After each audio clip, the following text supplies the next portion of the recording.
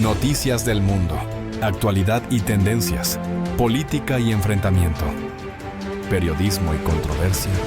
Bienvenido a tu canal Mundo al Día. Acompaña ahora Fernando Bacotti, quien ha sido consejero de Seguridad de las Naciones Unidas, actualmente profesor del Instituto de Guerra Naval. Señor Bacotti, bienvenido, gracias por acompañarnos en esta jornada histórica. Usted sabe muy bien cómo funciona el ejército de Estados Unidos y cómo se llevan a cabo este tipo de operaciones militares.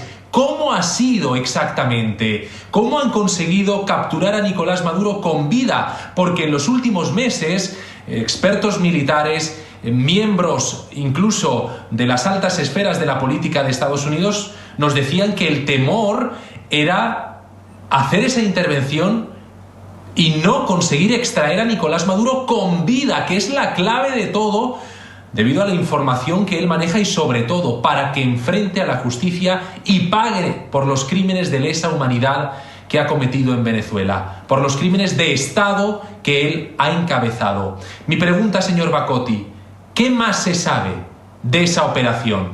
¿Ha tenido que haber algún tipo de colaboración interna? ¿Ha sido todo desde Estados Unidos de forma unilateral? ¿Cómo se ha gestado? Roberto, en principio, buenos días desde aquí. Pienso que han habido muchas negociaciones para que esto ocurriera o ocurriese ahora, en este preciso instante, en este preciso día, en esta madrugada, y que lo hayan sacado con vida a Maduro y su esposa, ¿verdad? Hemos hablado en el programa de que hacía meses, desde mi punto de vista, la inteligencia americana estaba operando en el terreno. No sé si recuerda cuando yo dije esto. Dije, bueno, la inteligencia está operando en el terreno, haciendo reconocimientos, midiendo tiempos. Fundamentalmente, cuando un ataque se hace en la madrugada, sorprende. Entonces tiene que estar todo muy bien calculado. En principio, creo que el círculo más cercano lo dejó a Maduro. Después nos vamos a ir enterando de cuántos muertos hubieron, de qué nivel de violencia se precisó para llevar adelante esto, pero ese círculo cubano, que le llamábamos las avispas negras, que estaban a cargo de la custodia cercana, de la protección cercana, desapareció, ¿verdad? En algún momento desapareció. Y eso obedece a negociaciones. Las fuerzas que cubrían el perímetro externo, donde puede haber sido Fuerte Tiuna, también desapareció. Porque si no, hubiera habido algo de resistencia. Es decir, aquí, Roberto, queda claro, para mí, que hubo negociaciones. Y entonces lo sacaron de manera muy clara.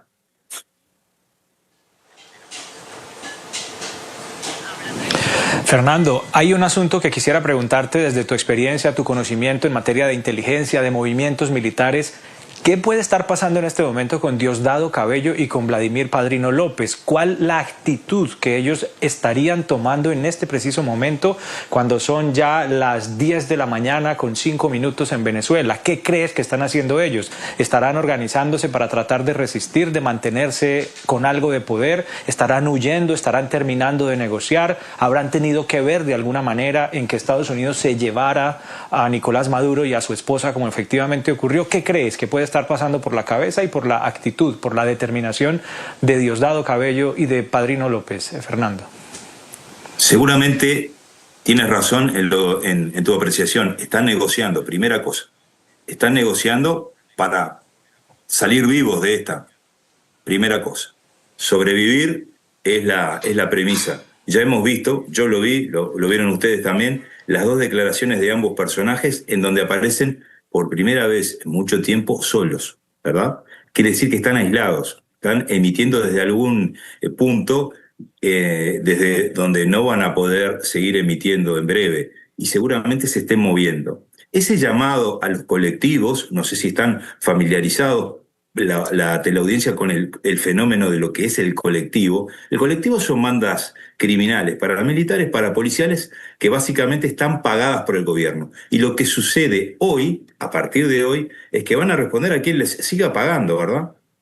Así que lo que desde mi punto de vista está ocurriendo es un reordenamiento, pero a muy menor escala de estos personajes con la poca gente que les va a ser leales, que no van a estar muy protegidos y no va a durar mucho, pero sí puede haber una resistencia en estos 3, 4 días que van a suceder a estos hechos. Recordemos que se habló también de que hay un plan de María Corina Machado y Edmundo González para las primeras 100 horas avalado por Estados Unidos. Yo creo que dentro de ese plan está contemplado todo este tipo de movimientos sociales que se van a generar dentro de Venezuela, fundamentalmente en Caracas, y ya tengo algunas informaciones de lo que está sucediendo en las fronteras. Ya están cerradas las fronteras con Brasil, con Colombia, ¿verdad? Es decir, hay como un procedimiento que se está llevando a cabo. ¿Cuánto van a resistir? Bueno, 4 días, pienso, no más de 4 días. Señor Fernando Bacotti, hay otra preocupación en este momento y es la que tiene que ver con los presos políticos. Ellos están en cárceles como la del Helicoide de Tocuyito.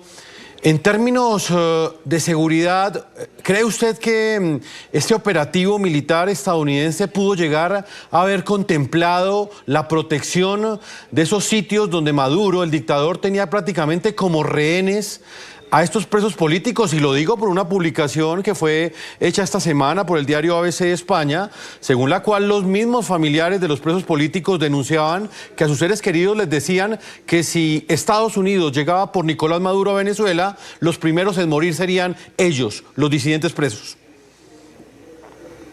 Bueno, eso es un riesgo latente. Ha sucedido en otros golpes.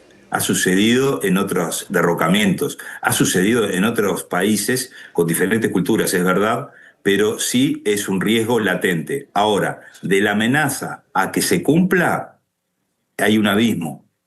Hay un abismo. ¿Por qué? Porque los propios carceleros, a esta altura que nosotros estamos hablando y tenemos este diálogo, deben estar pensando a quién van a responder ellos mismos y qué les puede servir más, si abrir las puertas y huir, o apretar la cola del disparador o el gatillo, como le dicen generalmente, y matar gente. No creo que vaya a suceder. Puede haber algún tipo de ajuste de cuentas, venganzas personales y demás, pero tengamos en cuenta que los carceleros en este momento tienen el mismo dilema que el resto de la población. ¿A quién van a responder? Y no nos olvidemos que las Fuerzas Armadas también, una mínima parte va a apoyar alguna orden que todavía pueda dar Padrino, basada en una contraprestación económica. Y después se van a dar vuelta. Porque es muy claro el resultado electoral que hubo el año pasado.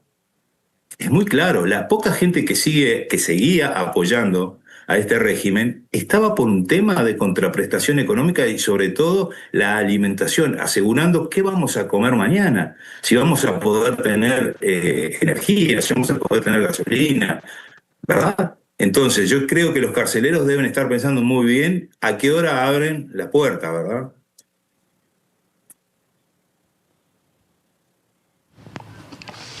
Sí, Fernando, obviamente tras estos ataques quedó disminuida la capacidad militar del régimen en cuanto a defensa aérea o antiaérea y en cuanto a capacidad de reacción. En caso de que haya una transición, que lo esperado, hacia la democracia a través de acordar cómo un nuevo jefe de la Fuerza Armada Bolivariana apoya quizá y lo más probable a Edmundo González en medio de estas horas que son inciertas, ¿cómo podría ser esa transición nuevamente de la Fuerza Militar Bolivariana o de la Fuerza Militar de Venezuela para que otra vez tenga la fortaleza para defender ahora sí al régimen democrático? Mientras tanto, ¿se tendrán que apoyar en la Fuerza Militar de los Estados Unidos para la transición? Pienso que sí, que la transición no va a ser fácil y además tengamos en cuenta que en la Fuerza Armada Nacional Bolivariana, luego de ser creada, se comenzó a enseñar y a estudiar en las academias militares a los oficiales jóvenes como materia académica curricular el socialismo. Hay 2 generaciones de oficiales jóvenes, o más, porque salen una por año, que son socialistas porque han estudiado el socialismo. Y deconstruir todo ese proceso es muy importante. Va a haber, evidentemente, un vacío de poder. Ya hay un vacío de poder en este momento.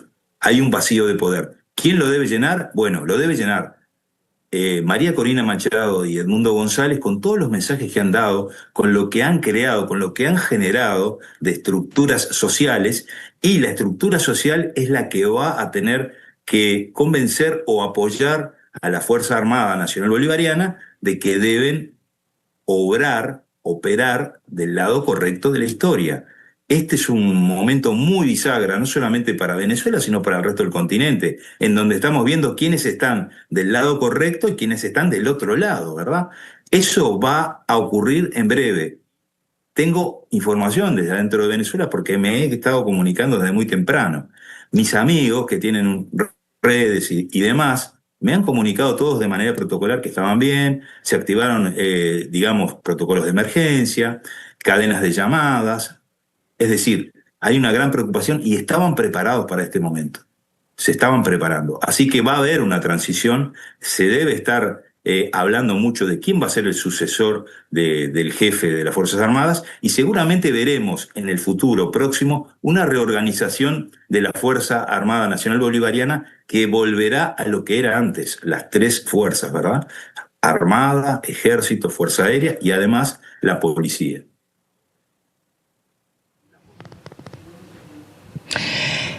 Hay un llamado que están haciendo desde Venezuela algunos militares, como por ejemplo el teniente coronel Guillermo Beltrán, haciendo un llamado a la calma, diciendo que cualquier foco subversivo en contra de la verdadera democracia que va a entrar a Venezuela debe ser neutralizada. Dice que la Fuerza Armada Nacional ya no está del lado del régimen. Deben entregar el poder Delcy Rodríguez y Diosdado Cabello y Vladimir Padrino. Es decir, parece que ya hay unas voces de militares, de generales importantes a favor del cambio. ¿Qué esperaría usted, con su experiencia como militar, debe suceder en estas horas sobre los militares? ¿Qué debería hacer o cuál debería ser ese siguiente paso? ¿Qué podríamos esperar? Ya han habido muchas reuniones desde hace meses, diría desde hace más de un año. Luego de las elecciones del año pasado, ha habido cierta fractura no declarada dentro de la Fuerza Armada, de las Fuerzas Armadas venezolanas. Es decir, que esto se estaba esperando. Entonces, esos llamados van en la misma ruta de pacificar a un país que no va a estar pacífico en los próximos días, porque lo que hay que tratar de evitar son los desbordes sociales, la gran expectativa que hay, porque yo decía hoy a un colega suyo, temprano, que cuando una población está muy preocupada en cómo va a encarar el día siguiente y pasa esto, ¿verdad? Hay una serie de connotaciones sociales que pueden devenir o pueden terminar en desbordes grandes, por ejemplo, manifestaciones y demás.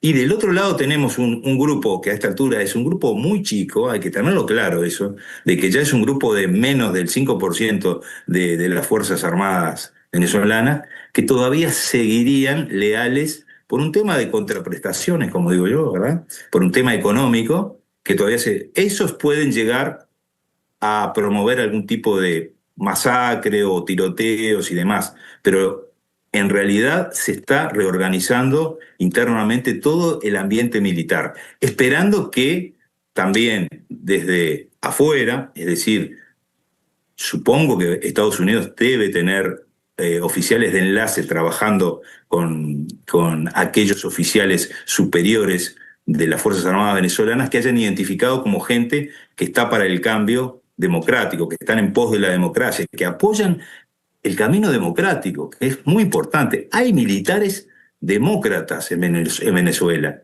Lo que sucede es que este régimen los había oprimido de tal manera, amenazándolos a ellos, a sus familias, encarcelándolos, torturándolos en el helicoide, ¿verdad? Es una situación muy confusa la de ahora. Pero les digo, para el que está dentro del tema, para el que está allá, en Caracas, debe de estar muy claro una cierta línea de sucesión y se deben de estar barajando nombres. Ustedes recuerdan que están las SODI, las REDI, que son esas zonas militares de influencia que tienen el Ejército, la Fuerza Armada Nacional Bolivariana, y que se estuvieron hablando que eran donde manejaban los negocios ilegales y demás. Bueno, esos son los primeros que van a caer. Los generales que estaban a cargo de todas las REDI y las SODI. Y ya deben estar los nombres para ocupar eso. Hay que desmontar una estructura criminal militar. Es muy difícil, pero se puede hacer y se va a hacer, sin duda.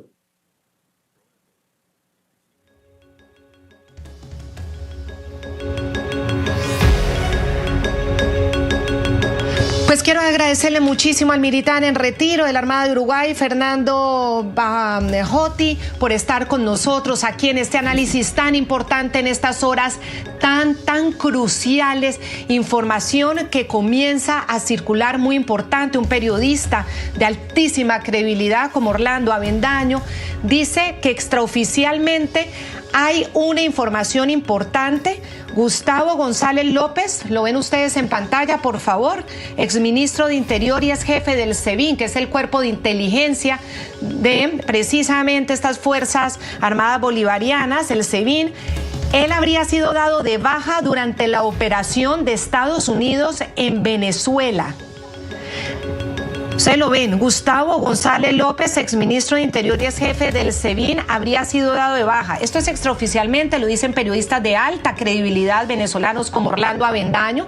Es una de las informaciones que está generando mayor repercusión en este momento. Decimos, es extraoficialmente, obviamente no hay una confirmación oficial, es imposible, porque también el régimen pues tratará de esconder lo que quede del régimen, y en este momento pues suponemos que están en otro tipo de negociaciones. Hablan también diferentes abogados y conocedores en Venezuela de que casi todos los aviones de los principales miembros del régimen para escapar de Venezuela estaban en el aeropuerto de Higuerote, sobre todo los aviones de Diosdado Cabello y los hermanos Rodríguez, que estaban en la base del Higuerote y que ahí habrían sido totalmente destruidos. Los dejaron sin la posibilidad del escape. Cuando Estados Unidos bombardea esas bases y esos lugares estratégicos, esos aviones que estaban dispuestos para el momento de huir quedaron destruidos. También dicen la información de los periodistas ahí en terreno. Hasta el momento, uno de los altos mandos del madurismo habría sido dado de baja, uno de los torturadores del régimen. El Instituto Casla se ha encargado de realizar toda la acumulación sistemática de información para llevarlo a los tribunales internacionales, en este caso a la Corte Penal Internacional, que no actuó a tiempo. Primero pasó lo que pasó, primero actuó Estados Unidos, primero irá a la justicia de Estados Unidos, porque definitivamente la Corte Penal Internacional se quedó estancada. Pero ese trabajo ahí está, y ese trabajo ha sido gracias también a una gran líder que es Tamara Sujo, quien dirige todo este Instituto Casla en el capítulo de Venezuela.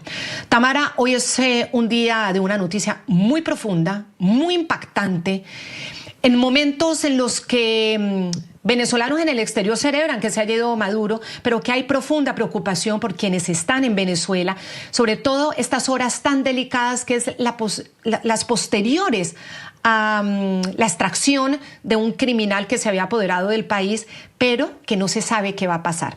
Y ahí los presos políticos, los detenidos arbitrariamente, los encarcelados, los secuestrados arbitrariamente. ¿Cuál es tu reflexión en este momento, en un día tan importante y en una noticia tan trascendental como la caída de Maduro? Tamara, bienvenida.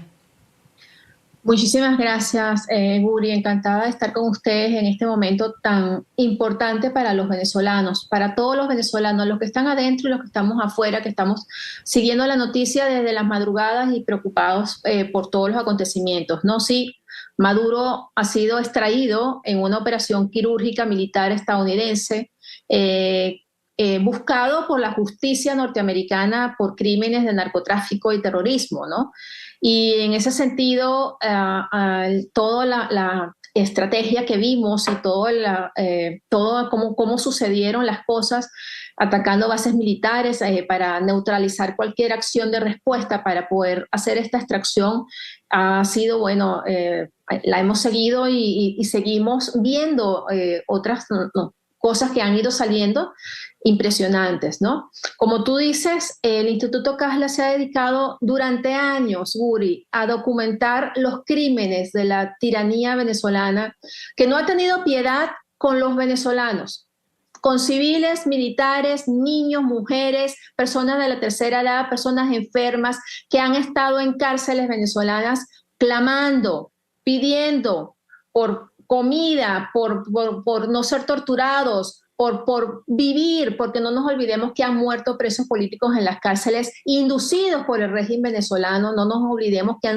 habido jóvenes venezolanos que han intentado suicidarse. No nos olvidemos de las terribles torturas que hemos documentado, que nunca hemos imaginado de dónde ha salido tanta maldad hacia el venezolano, hacia los ciudadanos venezolanos, hacia los compatriotas venezolanos de parte de esta estructura criminal. Por lo tanto, hoy estamos viendo que la cabeza del régimen, el alto responsable, el más alto responsable de todo lo que ocurre en Venezuela, porque no nos olvidemos que Nicolás Maduro es el jefe de toda la estructura criminal. Él se decía a sí mismo jefe de toda la estructura policial, militar, cívico, paramilitar, parapolicial. Todo lo que hay en Venezuela como estructura represiva, Nicolás Maduro se hartaba siempre en las redes de ser el jefe, el que mandaba. Hoy se lo llevaron. Y esa estructura criminal ha sido desmantelada desde su cabeza, ¿no? Y por supuesto queda la preocupación de quienes quedan en Venezuela, que han salido, tengo la información de que han llamado a los colectivos y a las milicias a salir a la calle, Guri. Pero fíjate una cosa, es importante en este momento hacerle llamado a esa gente. Primero, porque no nos olvidemos que en las elecciones del 28 de julio, porque esa es otra cosa importante, Maduro es un usurpador, no era presidente de Venezuela. El presidente de Venezuela se llama Edmundo González y es el comandante en jefe de la Fuerza Armada. Maduro le robó las elecciones, Maduro nos robó a todos los venezolanos que nos expresamos, al pueblo venezolano le robó las elecciones descaradamente y lo hizo con represión, con encarcelamiento, con asesinatos, con torturas, con violencia sexual y con miles de venezolanos clandestinos y miles de venezolanos presos hoy, ¿no? Presos todavía hoy. Entonces, esa estructura ha sido desmantelada desde arriba, pero quedan estas personas que están llamando hoy a la calle. El llamado es a esas personas que están llamando a la calle, porque primero ellos perdieron con el 80% de los votos. Ellos ya no tienen esa popularidad que tenían antes, hace años, ¿no? Porque ha sido como recordaban ustedes, el 18, en el mayo del 18 también nos robaron las elecciones, no nos olvidemos de eso, ¿no? Él se autoproclamó presidente, por supuesto, ¿no? Y esto es una historia que viene de años, ¿no? Esto que está sucediendo viene desde que Maduro tomó el poder en el 2013, que también se robó las elecciones, y eso lo dijo y lo ratificó la Comisión Interamericana de Derechos Humanos, ¿verdad? Que debemos recordarlo. Y por lo tanto, lo que está sucediendo en este momento es un momento de atención. Es decir, ¿quiénes son los más vulnerables en este momento? Los presos políticos. Las informaciones que tenemos es que en las cárceles están hasta ahora en calma, no ha habido acciones contra ellos, porque yo me imagino que primero tienen que, los pocos que quedan, porque hemos visto videos de ellos saliendo con grupitos pequeñitos, ¿no? Diciendo, llamando a la calle, los que quedan tratando de reagruparse. Yo lo que pienso y el mensaje que mando a los que me están viendo o los que puedan verme es primero calma, a toda la población civil, quedarse en sus casas, es importante quedarse en sus casas, seguir los acontecimientos, ahorrar energías de baterías, seguir fuentes confiables de información y tratar, por supuesto, de no transitar por las calles de Venezuela.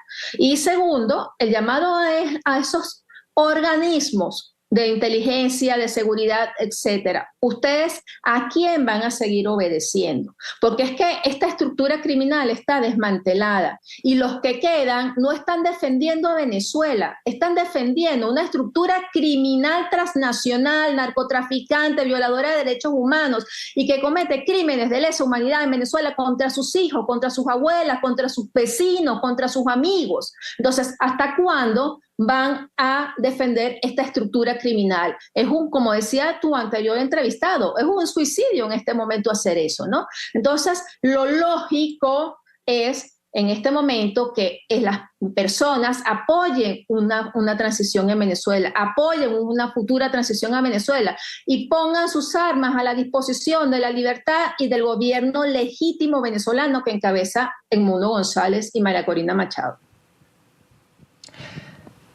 Tamara Sujú, presidenta del Instituto CASLA, capítulo Venezuela. Yo quisiera preguntarle, como por una desconexión que vemos. Aquí, por ejemplo, hay un grupo importante de venezolanos en el exilio, en la diáspora, celebrando. Hay una celebración de todos esos venezolanos que creen que a partir de este momento se abre esta, finalmente, esperanza o ya casi que realidad de poder volver a sus casas. Ahí los vemos celebrando, entusiasmados, contentos, sintiendo que les devuelven a su país. Por un lado está esa gran felicidad y mientras vemos estas imágenes vemos una desconexión de los organismos multilaterales frente a esta visión, como es la alta representante de la diplomacia, la jefa de la diplomacia europea, Kaja Kallas, diciendo que Maduro no tiene legitimidad, pero llamando a una contención y al respeto al derecho internacional. Habló con el secretario de Estado Marco Rubio y con el embajador de la Unión en Caracas y les piden contención. Una transición pacífica bajo todas las circunstancias, mantener el derecho internacional y la Carta de las Naciones Unidas respetándose, llamamiento a la contención, la seguridad de los ciudadanos de la Unión Europea en el país es la máxima prioridad, dice. Y por otra parte, el portugués Antonio Costa, presidente del Consejo Europeo, también pidiendo una desescalada, es decir, ¿para dónde mira la Unión Europea? ¿Para dónde mira Estados Unidos? ¿Y para dónde miran las víctimas de este régimen? Esta desconexión, incluso con la CPI, la Corte Penal Internacional, que al final, mire, primero va Maduro a responder a un tribunal de Estados Unidos que todos los que abogan salidas pacíficas, pues no actúan. ¿Cómo entender esa desconexión de los organismos multilaterales frente a lo que siente el venezolano víctima de esta narcodictadura, o narcotiranía, o narcorrégimen? Sí, son posiciones diplomáticas, Claudia, que siempre hemos criticado, ¿no? En ese sentido, organismos internacionales que no están a la altura de las necesidades de los venezolanos durante años y que gracias a esa ¿cómo se dice? Esa tibia posición han permitido que hoy en día esos crímenes de lesa humanidad hayan avanzado tanto y haya habido tantas víctimas de los crímenes cometidos con el régimen venezolano. No es que parece que le tuvieran miedo a las cosas que pudieran suceder para ayudarnos a salir de esa tiranía, ¿no? Yo a esas posiciones políticas, diplomáticas, no les hago caso, Claudia, porque primero, no tienen la razón. Segundo, ellos tienen los instrumentos en sus manos de conocimiento, porque es que se lo han dicho, no solamente mi organización, sino otras ONG internacionales, nacionales, la misión de expertos independientes de la OEA, la misión de expertos independientes de las propias Naciones Unidas, el alto comisionado, la Comisión Interamericana, es decir, a todos esos funcionarios que dirigen organismos internacionales, como la Comisión Europea, como pues seguramente saldrá la OEA dentro de poco cuando se despierte, ¿verdad? Y saldrá y dirá cualquier babosada, ¿no? Es importante decirles que los venezolanos tenemos años denunciando los crímenes más atroces que se puedan imaginar que han cometido contra la población. Y repito, no les ha importado si son niñas, niños, jóvenes, adultos, mujeres, hombres, ancianos, enfermos. No les ha importado torturar a extranjeros, a europeos, a americanos, porque allá tienen a los europeos presos dándoles golpes y torturándolos y tienen a latinoamericanos también. y no piensan en ellos, porque es que han además captado rehenes para manipularlos, ¿verdad? Entonces, a todas esas personas que siguen diciendo y siguen haciendo comentarios tibios y sosos, nuestro llamado es a entender lo que ha sufrido el venezolano. Son 25 años sufriendo esta dictadura tiránica, esta tiranía criminal. 25 años, le hemos pedido por las buenas, hemos hecho de todo. Han salido 9 millones de venezolanos que están regados por el mundo queriendo regresar a su país, que no huyeron, sino ellos huyeron de una tiranía, no salieron porque quisieron, incluyendo a tantos venezolanos conocidos y reconocidos que han tenido que irse por persecución política. Entonces, es muy difícil meterse en el corazón de los venezolanos y lo que estamos sintiendo hoy día con esta extracción. Difícil. Pero lo que nosotros queremos es que en vez de dar opiniones, de hacer llamados internacionales a que se respete el derecho internacional, ¿por qué no le dijeron a Maduro en su momento que respetara el derecho internacional de los derechos humanos y dejara de cometer crímenes de lesa humanidad en Venezuela? ¿Por qué al día de hoy hay más de 18.000 venezolanos que tienen procesos judiciales abiertos? Ya hay más de 1.200 presos políticos y no han seguido las informaciones de las ONG que hemos denunciado cómo los están torturando en las cárceles y salen con la babosada de decir que se respeta el derecho internacional. Maduro jamás ha respetado el derecho internacional en Venezuela y ha cometido los crímenes dentro de Venezuela, y eso sí le tiene que importar a la comunidad internacional, escuchar a los venezolanos, eso es lo que tienen que hacer. Támara, eso es muy importante lo que usted nos está diciendo, porque es una respuesta o un análisis claro a esas voces, como por ejemplo la del presidente de Colombia, Gustavo Petro, y el mismo Gabriel Boric en Chile, quienes han salido a condenar este ataque, y muchas voces venezolanas hoy les han recordado que ese respeto a los derechos humanos que hoy pregonan debió haber sido pedido también en el pasado, en los momentos en los que la dictadura reprimió fuertemente cualquier voz disidente. Quiero que hablemos, Támara, sobre lo que dijo el ministro Vladimir Padrino, el cabecilla principal de la defensa de la dictadura. Él ha llamado a la resistencia. ¿Usted cree que la Fuerza Armada Nacional Bolivariana aceptará esta transición o se pondrá del lado del dictador nuevamente? Mira, ahí hay muchas, Maduro y su estructura criminal, sus altos responsables, y entre ellos Vladimir Padrino, y la estructura alta de la Fuerza Armada están involucrados no solamente en crímenes de lesa humanidad, sino que están involucrados en el narcotráfico, están involucrados en el tráfico del oro, de los diamantes, de nuestras riquezas. Ellos están involucrados en lo que es esa estructura transnacional de crímenes, ¿no? Y por supuesto que seguramente estarán ahí tratando de ver qué hacen en este momento, si siguen, si no siguen, pero ellos saben que están hasta aquí de crímenes, ¿no? Esa estructura media de la Fuerza Armada, esa estructura que no tiene acceso a ese enriquecimiento ilícito, a la corrupción, y que conocen y saben de compañeros que han sido detenidos, incluyendo generales, coroneles, tenientes coroneles, comandantes, amigos de promociones, que están en las cárceles de Venezuela hoy, que han sido terriblemente torturados, vejados, para ponerlos como ejemplo de lo que le podría pasar a ellos. Yo sí creo que ellos tienen que estar observando esto muy de cerca y con mucho interés. Y yo creo que debería venir un quiebre en la Fuerza Armada Nacional. Yo creo que ese es el clamor de los venezolanos en este momento, que se pongan del lado de la democracia, que se pongan del lado de la justicia, que se pongan del lado de los derechos de todos los venezolanos, que se pongan del lado realmente de la patria de Venezuela y no de esa estructura criminal. Yo creo que Vladimir Padrino, en ese video de solo, porque no sé si ustedes se dieron cuenta que salió solito, parecía metido en un búnker, ¿verdad? Ahí, yo no le vi esa estructura atrás con la que siempre salía pomposa, ¿no? Ya, haciendo ese llamado, Vladimir tiene en su conciencia cómo oficiales venezolanos han sido torturados bajo su autorización.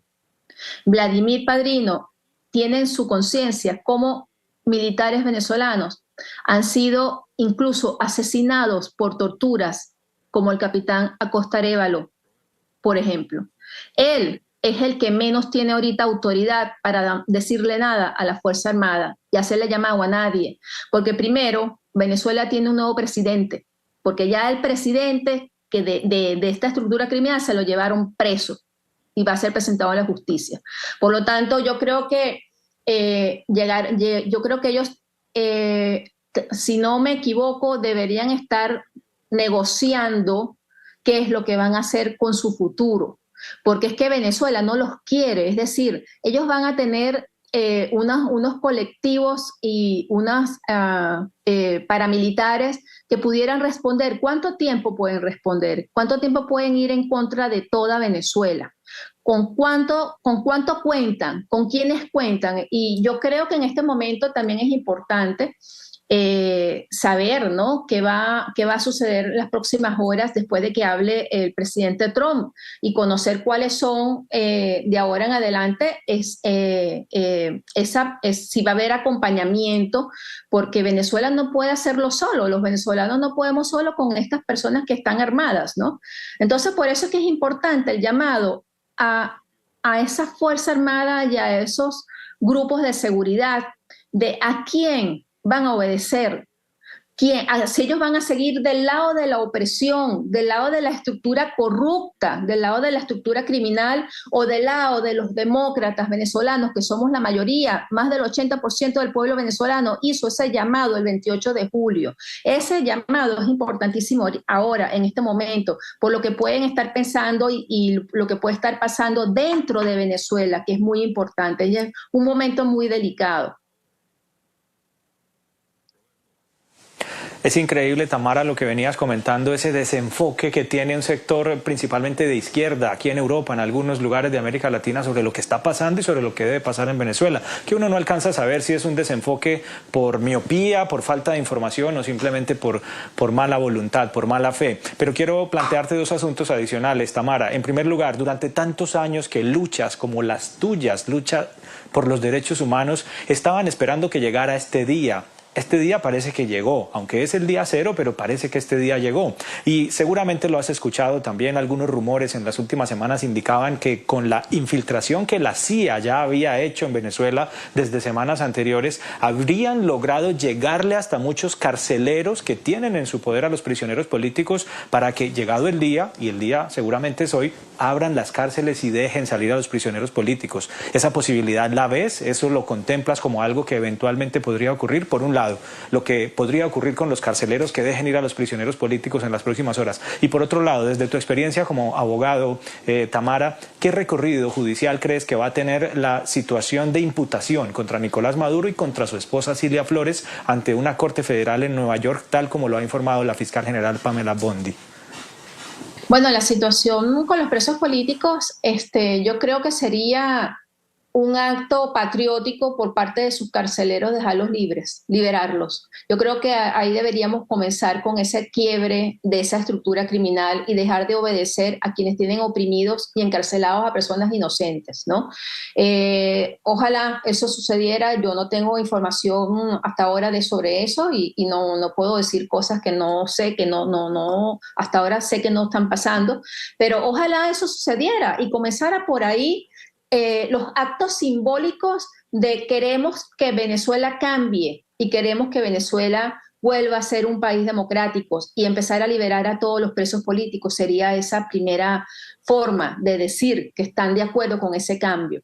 Y segundo, sobre la presentación de Nicolás Maduro y Cilia Flores en tribunales federales de Estados Unidos, bueno, tienen un proceso en un tribunal federal por narcotráfico y por terrorismo y por ataques. Es decir, esto que está sucediendo es por la Comisión de Crímenes contra el pueblo estadounidense, en el sentido de daño que han estado haciendo o han estado permitiendo hacer con todos los envíos de droga. Es que nosotros algún día, cuando toda la verdad se sepa, vamos a tener conocimiento de cuántas toneladas de droga salían por las vías, por los puertos de Venezuela. Incluso tengo información de que hasta barcos de PDVSA han usado para trasladar droga a Europa y a otros países, ¿no? Entonces, no sabemos la magnitud hasta que no tomemos el control de lo que es el gobierno en sí y sepamos cuáles eran esas rutas, cuántos se beneficiaron, cuántos ganaron, cuántos millones de dólares, quiénes estaban involucrados, que es una cosa enorme, ¿no? Y por eso Maduro va a ser presentado en tribunales federales e internacionales en Estados Unidos y va a ser juzgado por eso. Y además no nos olvidemos que hay otra estructura que también está siendo buscada y también tienen órdenes, ¿no? Entonces, bueno, yo creo que los días por venir, sobre todo hoy y estas próximas horas, son cruciales para Venezuela, para los venezolanos, sobre todo los que están adentro. Y repito, mi llamado es a tener cuidado, a no exponerse, a no salir a las calles y a seguir fuentes confiables como ustedes de información. Cuidarse mucho. Y el llamado, vuelvo a repetir, a los organismos de seguridad y a la Fuerza Armada Nacional, pónganse del lado de los venezolanos. Los venezolanos elegimos. Maduro nos robó las elecciones. Maduro nos ha llevado a esto que está sucediendo hoy. Esto que está sucediendo hoy no es porque se ha querido o porque se pusieron creativos, no. Es porque él se lo buscó. Es porque él decidió robarle la esperanza a los venezolanos. Y por eso está sucediendo lo que está sucediendo hoy día. Entonces, pónganse del lado de Venezuela, de los venezolanos, a quien le deben ustedes, a su patria, y no a una estructura criminal.